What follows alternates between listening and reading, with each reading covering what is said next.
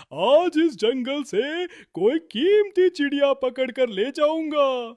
शहर में उसके अच्छे दाम मिलेंगे।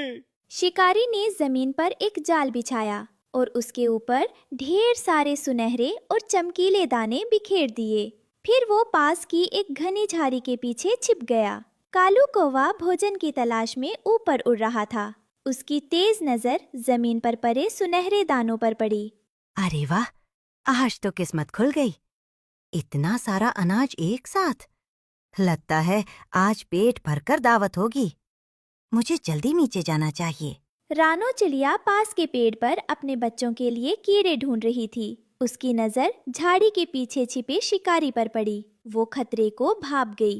वो आदमी, वो तो शिकारी है और वो जाल बिछाकर बैठा है। अरे नहीं, कालू भैया उसी तरफ जा रहे हैं। वो जाल में फंस जाएंगे। कालू तेजी से नीचे डाइव लगा रहा था। उसे सिर्फ दाना दिख रहा था, जाल नहीं। रानो ने अपनी जान की परवाह किए बिना कालू की तरफ उड़ान भरी। कालू भैया, अपने पंखों की रफ्तार रोक लीजिए, नीचे मत उतरिए। वो जिसे आप सुनहरा अनाज समझ रहे हैं, वो दाना नहीं बल्कि मौत का बुलावा है। झाड़ियों के पीछे वो क्रूर शिकारी अपने खूनी इरादों के साथ घात लगाकर बैठा है। आपकी एक गलत उड़ान आपके जीवन की आखिरी उड़ान बन सकती है।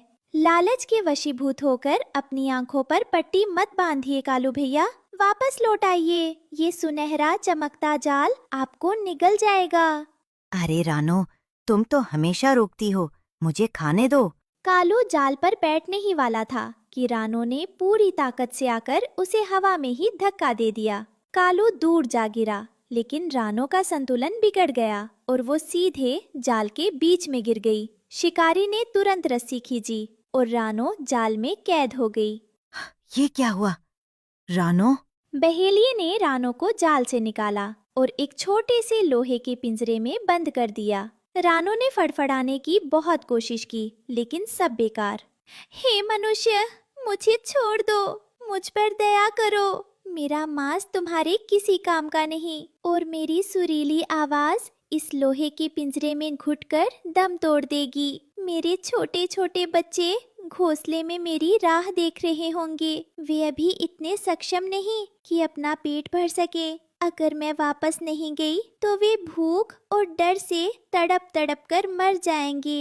एक माँ को उसकी संतानों से अलग करने का पाप मत करो। मुझे आजाद कर दो ताकि मैं अपने ममत्व का धर्म निभा सकूं।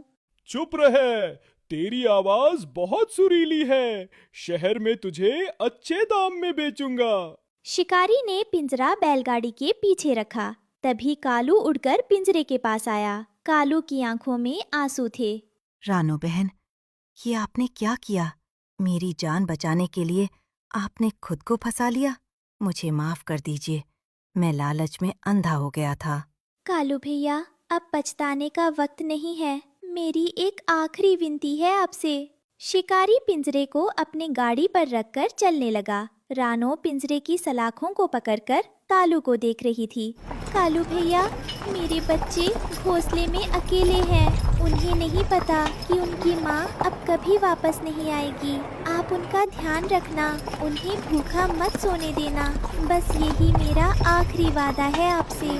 मैं वादा करता हूँ रानो, मैं उन्हें अपने बच्चों की तरह पालूंगा। तुम मत जाओ। गाड़ी की रफ्तार तेज हो गई। कालू ने बहुत दूर तक पीछा किया, लेकिन गाड़ी आंखों से ओझल हो गई। कालू हांफते हुए सड़क पर गिर गया। रानो, नहीं! ये सब मेरी गलती है। मेरी भूख ने एक माँ को उसके बच्चों से छीन लिया। कालू भारी मन से रानो के घोंसले पर पहुंचा। रानो के दोनों बच्चे गुड़िया और मुन्ना अपनी माँ का इंतजार कर रहे थे। कालू अंकल, माँ कहाँ है? वो खाना लेने गई थी, अभी तक नहीं आई। हमें बहुत भूख लगी है। कालू की हिम्मत नहीं हो रही थी कि वो सच बताए। उसका गला भर आया। कालू ने अपनी चोंच से लाया हुआ खाना बच्चों को खिलाया। बच्चे अभी भी रास्ते की तरफ देख रहे थे। बच्चों, तुम्हारी माँ अब बहुत दूर गई हैं, एक बहुत जरूरी काम से। जब तक वो नहीं आती, मैं ही तुम्हारी माँ हूँ। और मैं ही तुम्हारा पिता। अब मैं तुम्हें कभी अकेला नहीं छोड़ूंगा। अगली सुबह हो गई, लेकिन रानो वापस नहीं आई।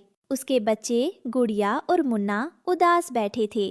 कालू उनके पास बैठा उन्हें दाना खिला रहा था, लेकिन बच्चे खाना नहीं खा रहे थे। कालू अंकल, माँ अभी तक नहीं आई। आपने कहा था वो सुबह आ जाएंगी। हमें माँ चाहिए। डरो मत बेटा, तुम्हारी माँ को मेरी गलती ने तुमसे दूर किया है और मेरा साहस ही उन्हें वापस लाएगा। मैं वादा करता हूँ, या तो रानो वापस आएगी या मैं वापस नहीं आऊंगा। कालू जंगल के सबसे बुजुर्ग हरिया तोते के पास गया, जो कभी शहर के पिंजरे से भाग कर आया था। हरिया दादा, मुझे शहर का रास्ता बताइए। वो शिकारी रानो को वहीं ले गया है, मुझे उसे बचाना है। बेटा कालू, शहर बहुत खतरनाक है। वहाँ धुएं और शोर के सिवा कुछ नहीं है। लेकिन अगर तुम नदी के रास्ते सीधे उड़ते जाओगे तो तुम पक्षियों के बाजार तक पहुँच जाओगे। संभल कर जाना। कालू ने एक लंबी उड़ान भरी। उसने जंगल पीछे छोड़ दिया। नीचे खेत और गांव दिखने लगे। हिम्मत मत हारना कालू, रानो ने तुम्हारी जान बचाई थी। आज कर्ज चुकाने का मौका है। कालू शहर पहुंचा। वहां गाड़ियों का शोर और काला धुआं था। कालू का दम घुटने लगा। उसने ऐसी भीड़ कभी नहीं देखी थी। ओह, यहाँ तो सांस लेना भी मुश्किल है। बेचारी रानो यहाँ कैसे रह रही होगी। कालू भटकते भटकते उस बाजार में पहुंचा, जहां पिंजरे बिक रहे थे। वहां सैकड़ों पक्षी कैद थे। कालू हर पिंजरे में झांक रहा था। एक कोने में, एक छोटे और गंदे पिंजरे में रानो बेहोश पड़ी थी। उसने खाना छोड़ दिया था।